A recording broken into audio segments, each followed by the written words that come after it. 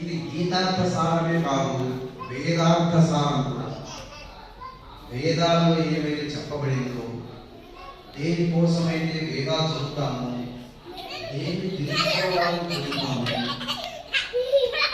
అంతా ఈ అధ్యాయం.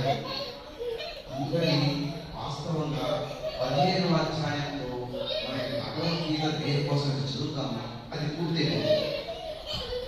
దేనికోసం చదువు భగవద్గీత? తత్వమసి కోసం చదువుతాం. ఆ తత్వమసి ఈ 15వ అధ్యాయంలో మనకి సంపూర్ణంగా ప్రాప్తిస్తుంది. అందుకని దీన్ని చాలా గీతార్థ సారంగా మనం తీసుకోవాలి.